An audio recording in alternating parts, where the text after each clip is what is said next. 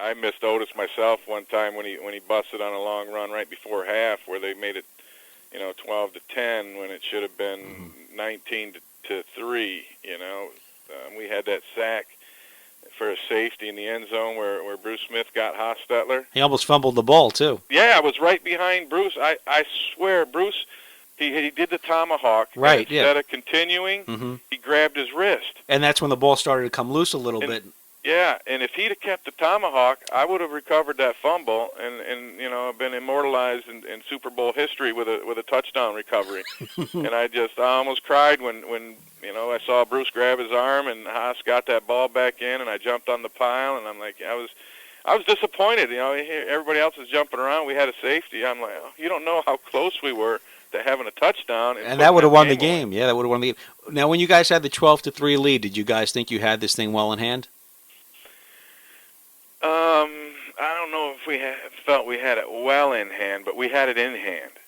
We felt real good about that right then, and we knew there was a lot of ball left to be played, but we also knew that the Giants' offense was not an explosive offense. And if we get one more score, and that takes them out of the running mode, and that would have played right into what we felt would have worked for us. Get a lead on them and make them come out of what they're used to doing. And that when they came back and drove and made it 12-10, we knew we were in a battle. And then, of course, the long drive right before the half to make it 12-10. They come out in the third quarter, another 9-minute drive. What was going through the defensive minds as they were just really pounding the ball, and this old man, O.J. Anderson, is picking up chunks of yards? Yeah, if you look at it, it was all about third downs. I didn't play third downs. I wasn't on the nickel package, and on that long drive, we got them in 3rd and long. I believe it was 3 times, and I'm talking long, like 3rd and 10 or more. And they kept converting on the 3rd and longs. We didn't tackle well in the secondary, and Baker would make people miss, and all of a sudden here you got to trot back out onto the field, and that was really disheartening. In that we felt like we were doing real well on 1st and 2nd down, and then we couldn't close the deal on 3rd and long. And then what do you remember as far as Jim Kelly on the sidelines and everything? They only had the ball for 19 minutes, but they put up 19 points. I'm sure they felt confident that they could score at any time. Yeah, we felt if all we had to do was get the ball back in our hands, and not only because of Jim was playing well, Thurman was playing out of his mind, but their defense, they were playing some kind of 2-man front with 9 guys standing up, and we had that one down. We just run the ball. If they moved up, then we'd pass the ball. I mean, we had them where we wanted them from our offensive standpoint. We just couldn't get ourselves the ball.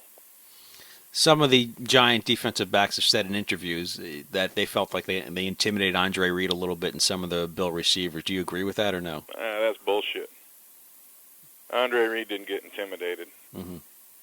He might not have played well, but it had nothing to do with intimidation.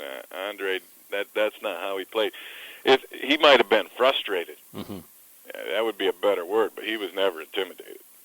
And what were your thoughts on that last drive as guys drove down to the 30-yard line, Norwood's lining up for that field goal? What were you doing? Were you looking at the ball or no?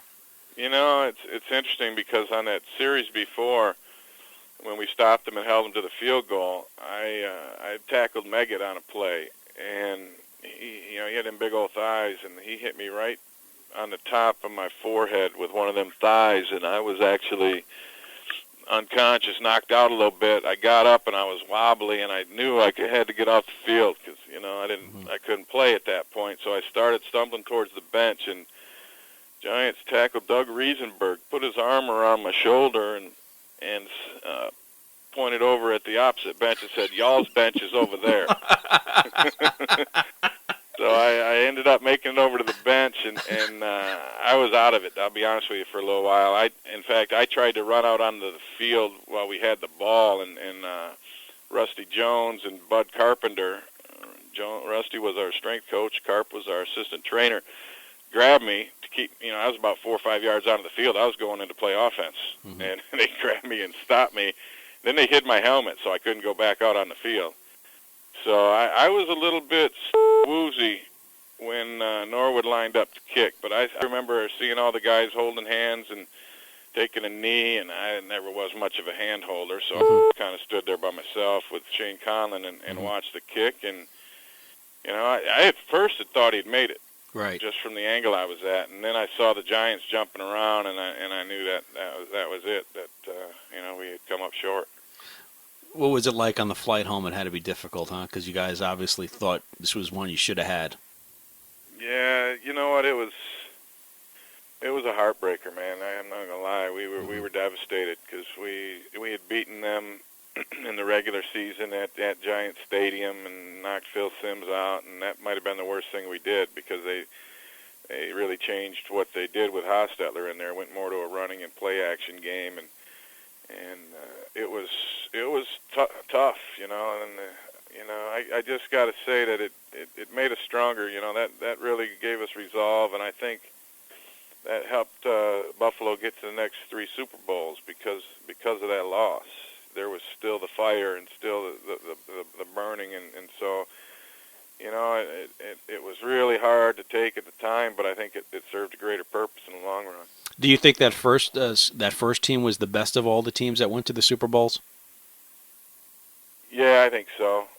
I definitely think so. I think there's no doubt in my mind we were the best team in pro football that year. Mm-hmm. And we just lost that game, and that was too bad because we were the best team. I don't believe we were the best team